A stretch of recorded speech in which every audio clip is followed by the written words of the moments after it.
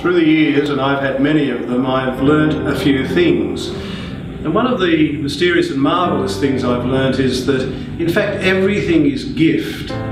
Once you see that, life becomes different. It becomes possible to live what we Christians call a Eucharistic life, a life of thanksgiving, because everything is gift. But what I also know is the first and most fundamental of all the gifts, and in some ways the greatest, is the gift of life. It's the same with human rights.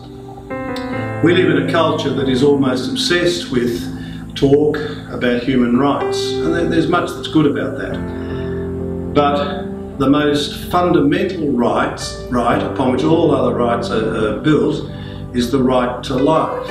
So life is the great gift, and the most fundamental right of all is the right to life. So gift and right, these things that are ours from God. Because when you talk about life, you're not talking about something that's abstract. You're not talking about something that's theoretical. You're talking about something that comes from the God who is the source of all life, both physical, emotional, spiritual, every kind of life. It all comes from the God who is life. That's why an initiative like 40 Days for Life really does matter and has roots that reach really deep, and in the end reach deep into God. 40 Days for Life has only been going for a handful of years, a bit more than a decade. It began in the States, it's come to Australia, and now it's spread throughout the world. In other words, it's touched a chord in many hearts, and not all of them Catholic or Christian, but all of them human hearts that understand the truth of life as gift and life as right. Three elements of this very simple strategy. Prayer, in other words, opening our heart onto the mystery of God who is life. It's like recharging the iPhone when we pray. We run down unless we recharge in that moment that we call prayer. So tapping into the source of all life is an essential part of 40 Days for Life. Fasting. Now this again might seem strange, but 40 Days for Life is all about the body, in a sense because God's all about the body, this extraordinary gift that God has given us in order to serve life and to promote life. When I fast, I pray with my body, not just spiritually in some disembodied sense. I pray with my body, and it's a way of saying I don't depend upon food or drink in the end, but I do depend upon the food and drink which are the Word of the God who is the source of all life. So again, it's a way of focusing on what really matters. And then the third element of 40 Days for Life is simply outreach into the community. We don't just talk to each other. I mean, I'm talking to you, but there are a lot of people out there who have to be part of our conversation. So if we are just talking to each other, then all we're doing is functioning as a glee club. Well, 40 Days for Life is not about that. It's got an eye to the whole community and to the whole culture. And that's why outreach is a fundamentally important way in which 40 Days for Life focuses. So prayer, fasting and outreach are all ways of focusing upon what really matters in promoting and celebrating human life. Many religious people are involved in 40 Days for Life. Many of them are Catholic, others are Christian, and others from other traditions perhaps.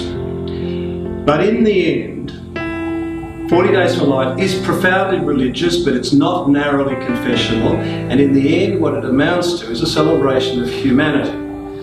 Because the thing about what we call at times a culture of death is that it's so profoundly unhuman, inhuman, and in the end this means that it is not of God. What we are interested in is that depth of life which is so deeply and totally human that it becomes divine. 40 Days for Life is a journey through Lent to Easter, and that looks back to the 40 years that Israel wandered in the wilderness, but also looks back to the 40 days and nights that Jesus actually spent in the desert during the time of the temptations. The 40 days of Lent are a journey through a desert. Now, a desert is a place where death seems to be triumphant, where death has the last word. And very often that's the world we live in. It does seem to be like a desert, a place where death has the last word.